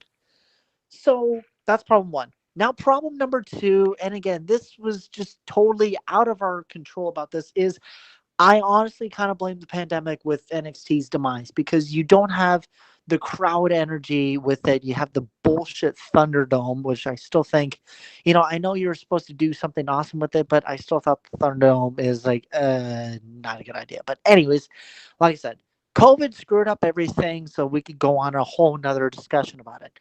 But you still could have done something when things were getting better. And I felt like, okay, Raw and SmackDown, you got them going back to full crowds again. Whereas NXT is like, no, we're still stuck at the Capitol Wrestling Center. And it's like, what the hell? You don't want to give them full crowds again? You just want them to look like they're performing at some random gym or something? Like, I don't get that. It's like, I kind of miss the NXT energy that attracted to me. And also, just as an honorable mention, trying to compete with AEW made them look completely desperate. Mm-hmm. So, like, I don't know. Maybe you guys might remember about this. Maybe, I don't know if Raw or Nitro was trying to do desperate things. Like, I think I heard that Nitro tried to go on the air 5 minutes before Raw so that way it can snatch up all of its crowd and all that. Not a bad idea at the time, but yeah. True enough. And maybe NXT actually could have done something with that by going 5 minutes early or something.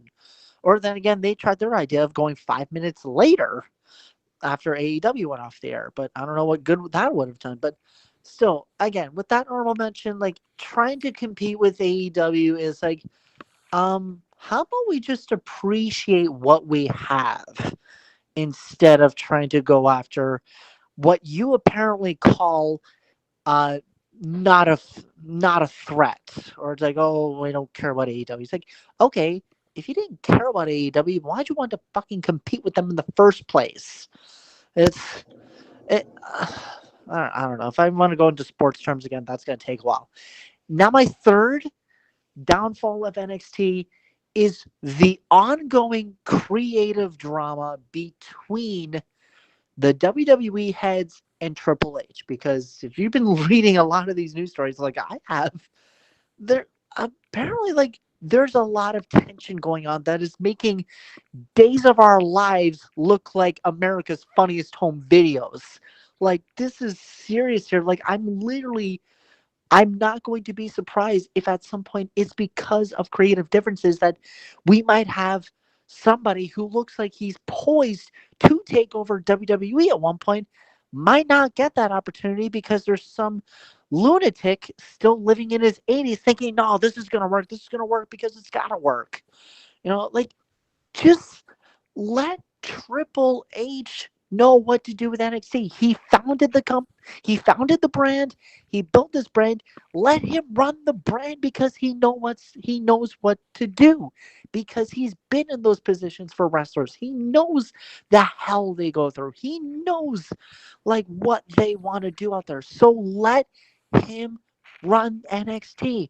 If this is your punishment because you lost AEW, that has got to be the stupidest thing you would ever think. What's your punishment if a pay-per-view goes badly? What's your punishment if maybe Raw didn't get these ratings or SmackDown didn't get these ratings? They both lost to sports events. Like, what exactly it was your plan to begin with NXT? Did you really not give a shit? And if you didn't give a shit, why'd you keep letting this shit continue? I seriously don't get it, and especially for the longest time when SmackDown has been bouncing around. We don't know whether it's going to be on Tuesday nights or Friday nights or Thursday nights. Were you punishing SmackDown for a while for being pathetic in their ratings? Like, what exactly is going to be your plan come 2022? What do you want to do with Raw? What do you want to do with SmackDown? What the hell are you going to do with NXT? Are you literally just going to throw it all away?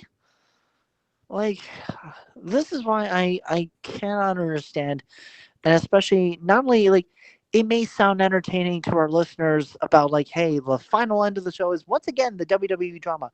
This is not only making me angry, this is making me mentally exhausted with what the hell are you guys doing over there?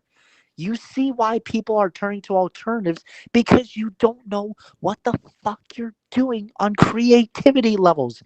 You're literally trying to make this more sports entertainment. It's like, no, you have been and you always will be a professional wrestling company. That's what the hell you are. You don't throw away your core audience just to attract a new ones because maybe your current audience, hello, you have an audience that actually likes what you're putting on there. So again, it's the old marketing saying, if it ain't broke, do not fucking fix it. And that's exactly what they did with NXT. They built a beautiful brand and just destroyed it in the end. So that's really all I gotta say with that. Okay, well, I don't know how I can beat that, but for me personally, I'll do different than everybody else. My first point where I'm like, I don't like NXT as much was the just how bad. It wasn't a bad card, but just how bad the creative was at the 2019 Takeover before Survivor Series. They just started doing the NXT's invading the main roster storyline, and they're having NXT matches and NXT people, at Survivor Series to represent the brand. And then in the main event, you have a War Games match with literally nothing on the line. In fact, there's a War Games match where there's a roof cut off of the cage, and if they wanted to, the bad guys could just tiptoe out of the cage and go, "We'll take the L. We'll see you guys later." It's not like we're losing anything. We're just taking an L that, we're not going to lose our belts. We're not going to lose number one contendership, and they're not going to win anything. There was nothing on the line in the match, including not even having a way to at least keep the bad guys in the cage to let them have some sort of comeuppance. That was War Games. The Horsemen would always somehow keep the belts. Flair would always keep the belts. The world title. Tully and Arn would always keep the tag titles. Lex or Barry would keep the U.S. title, and you'd go, damn, they keep weaseling their way out of everything. And how do you keep the belts on the Horsemen but still allow the good guys to win? Well, you have a roof on the cage, and Dusty and the Road Warriors and Sting would beat the shit out of the Horsemen for 30 minutes. Like, that's War Games. So having Adam Cole, when he's got to defend the NXT title the next night, do a fucking, take a ridiculous bump through a table from the top of the cage. It's like, why? That makes no fucking sense. And then from there, just like kind of the creativity felt like it was lacking. So that was my pinpoint. And then from there, it was just kind of all downhill from there. There's still some good matches. Dijakovic and Keith Lee had a banger right before COVID hit, but that to me was when I noticed the brand went downhill. But I'd always hear, in the different circles here on the internet, Twitter, Reddit, what have you, I'd hear a lot of the New Japan and then later on the AEW people talk about how NXT's bad because at the end of the day, Triple H isn't really that good of a writer. And I didn't really agree with them. I didn't really see what they were saying. I thought they were just kind of being elitist New Japan fans, or later on elitist, no pun intended, elitist elite fans. But I'm like, no, he's good. He needs to be creative on the main roster, and that's all well and good. But I kind of saw what they were saying at that point. Like, this makes no sense. The invasion made no sense, like, with how it was brought out, like it being just like, and Shawn Michaels is my all-time favorite wrestler, but Triple H and Shawn should not have been at the forefront of that invasion. Triple H really is not. Triple H kind of found something special. He knew there was he knew there was talent out there, and he knew that there was something that people wanted to see from that talent, and knew he could do it with his own brand. He knew that there was an audience for all of this, but at the end of the day, they're still developmental. And Triple H and WWE lost sight of that. I think now, with competing against AEW, you're seeing that Triple H is not as good creatively as we thought he was. I mean, I'd rather have him than his father-in-law being head of creative on the main roster, but it's better than what we got, but it's still not the best. So I think now, like, despite a lot of just elitist jerks having that opinion, it did, at the end of the day, carry some merit. Triple H just, once he got, eventually there's kind of like there's a ceiling in NXT and you got to move on, and they're not going to get used being moved on. And, we've had people on the show before who can't get into NXT because they're like, well, it's going to lead to nothing. I don't feel that way, but again, I see what they're saying. It's kind of like all these different things.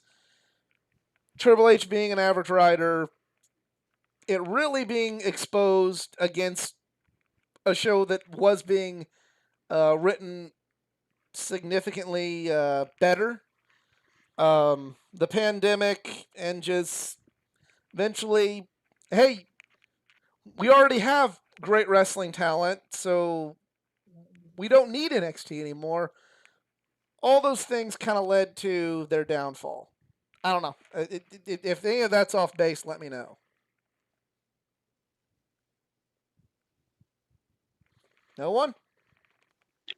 I think everybody hit on different points, and like I said, I kind of had to narrow it down to the one I picked. But there, as much as the discussion is good to look at, like, the jump the shark moment, I don't know if it quite is that, because I think it was a slow thing. Right. It was what everybody said, basically. Like, it all kind of. Yeah. The See, for me, perfect it storm. was slowly going down, and we were starting to notice the signs. And before you know it, we want to ring the bell that something's going wrong. It's far too late. The thing And that, it's Oh, go ahead, Nick. Go ahead. It's just sad to me that like not that long ago, like NXT take over the New York show, and even after that for a while, like that. I'm not saying NXT sucked after that. That was just like the beginning of like the downfall. There were still some like fantastic matches after that, Right. and even cards and TV and everything. But um, I don't remember where I was going with that now. Well, see, to me, like you mentioned, sad. Like, kind of why I realized that NXT is gonna be different, and even though like I just bitched about it for however long I just did, there's a part of me that's really really sad because it's like, well, this kind of is the end of you if they do this wholesale factory reset on NXT, and it's gonna just be like Raw or SmackDown, but with Less developmental. good wrestlers. Yeah, They just yeah, called up like in like training guys. yeah. If it's just gonna be like what Deep South Wrestling was, like it's a sad moment for me because now it's like now I truly have no reason to give a shit about the WWE. Like at the end of the day, for all the bitching about WWE I did, I always went back to, well, NXT's good. Well, Mhm. there's still we Nick and I always have this inside joke. We'd always tell somebody, the biggest insult to say to somebody is, "You're a bad person with no redeeming qualities." So, you know, the redeeming quality for WWE, as bad as it was, as bad as Raw was, as poor as the creative would be on there, is like, well, but NXT at least has like, I'm seeing great Adam Cole and great Kyle O'Reilly and great, Some of the best storytelling in yeah, wrestling. I'm seeing all that stuff. I'm seeing Johnny Gargano and Tommaso Ciampa down there, and that's good. If that is gone and it gets changed creatively to like just the same as the other two shows, I have no reason to care anymore. I have Hmm. finally, after years and years of going, fuck WWE, fuck WWE, fuck WWE for doing this to, CM Punk. Back in the day, I actually did like CM Punk. Fuck WWE for doing this to Bryan Danielson. Fuck WWE for doing this to whoever. Jack Swagger. Okay, one of them. Now there's finally my whole, like, okay, fuck WWE. Like, I'm done. I am done. I Yeah. am done caring. I am done. There there is no reason to be attached to this company anymore. Well, so I actually, you saying that kind of reminded me what I was gonna say is that I'm kind of already have been there. Like I'm not as like I'll always watch WWE pay-per-views because I'm never gonna not have the network just for the archive footage. Absolutely. So like if there's a good And the offense at this pay-per-view point. coming up, yeah, exactly. If there's a good pay-per-view coming up, I'll always watch it. I'm like I said, I'm always gonna have Peacock Network, whatever. But I don't watch Raw and I don't watch SmackDown anymore very much. But um, I went from so what I was gonna say is I went from NXT being like, and I would like, this was when New Japan was kicking and I would watch that too. And I remember we used to kind of go back and forth about which one was the very best. And to me, for about 3 or 4 years, NXT was the very best wrestling in the world, in my opinion. As far as like a combination of the storylines and the wrestling and the personalities and everything they were doing and the way they would build people up and um, it was just to me it was the best wrestling maybe that I'd ever watched like in my life. Like I think if I went back and revisited all that, I would probably enjoy it more week to week than I would enjoy watching Raw from the Attitude Era. Like I think it maybe was my favorite wrestling of my life, and it went from that and to this point. Like I would rather watch Raw than NXT already because NXT to me is such like already a shell of what it was, and it's boring to me. Like Raw at least sucks so bad I can get mad when I watch it. Like I feel nothing watching NXT. Like I might as well just be like staring at the wall for 2 hours. And I don't, and there's still like, I love Johnny Gargano. I love Ciampa. I will watch the Volter versus Ilya Dragunov match because I think Volter's the best wrestler in the world. But Yes. he's not usually on NXT. He's on NXT UK. So like, there's just, I, there's nothing there for me. And it just, It's really a bummer that I went from my favorite wrestling to something I literally care less about that than any other wrestling show on television right now. I don't know. Anything else anybody has to say? We've gone really long for this on the road edition, but it's essentially 2 episodes because with Rampage that adds another Rampage and New Japan had like a whole new caveat that we couldn't have gone into on Thursday had the storm not hit. But We talked about Rampage longer than it was on television, I think so like too. longer than the episode. But yeah, if anybody else has anything to add, I think we'll bring this one in. Nope. Okay. I'm gonna say something happy. Say something happy.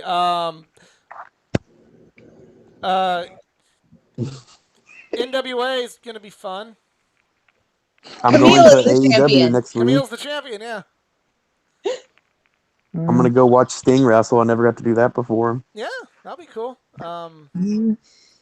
All right. Well, thank you all for tuning in for this very, very long, pretty well like giant-sized late edition of the Just Us Marks Wrestling Recap Show. If you enjoyed this video, please give it a like, share, subscribe for more content, not just from the world of pro wrestling, but from the world of comic books, gaming, anime, and all things geek culture. Check out the Dalton Anthony Geeking Out podcast that came out this week. It's a really good one, especially if you enjoy figures and just hear about his journey through pro wrestling. And subscribe to the channel. Let's get 200 by Full Gear. Then you can unsubscribe if you don't like what we're doing. But by Full Gear, let's get to 200. Easy, I know you got social media you want to plug? Yeah, guys. So sorry if I felt silent because again I was just way too pissed to talk after that. So just follow me at Eric Zerens on Twitter, but I do go by Easy for the world of wrestling. Shout out to the PWF, the Podcast Wrestling Federation. There are an amazing group of guys out there. So support your local podcasters, just like we do. And just a special shout out to one of my closest friends, Sydney Leet. I met her through the amazing world of the podcast Wrestling Peeps. And it is going to be her birthday tomorrow. So happy birthday. And she's going to be going to veterinarian school soon. So again, kick ass out there. And hopefully I could probably try to talk her into coming to Full Gear. And she might witness, like you guys might witness me drinking Bubbly. some bubbly. All right. Only if he gets to 200. So let's aim for 199, everybody. Let's do it. We got it. 201. 201. 199. 201. All right. And I will CJ, give you all $1.99. CJ, you got a Twitter? I got a Twitter. CJ Team All Zero. Team All Zero, not Team No Zero. And Nick, you have Twitter, but you don't really use it anymore? I started again, but I don't want to. We'll get to it eventually. Get to it eventually. All right. Well, I'm gonna try to get on TV next week though. I'm gonna do something. I don't know if we're gonna. I'm not gonna run to the ring, but you're gonna run to the ring. Yeah, don't do Please that. no. I don't know. We might do a little. Me and my son might do a Darby Allin Sting face paint thing. I'm that'd be gonna sweet. try though. That'd be So- sweet. Well, all right. Well, let's go for that. But for Nick, CJ, and EZ, I am the Athletic Geek. We're just Marks, and we're out. All right.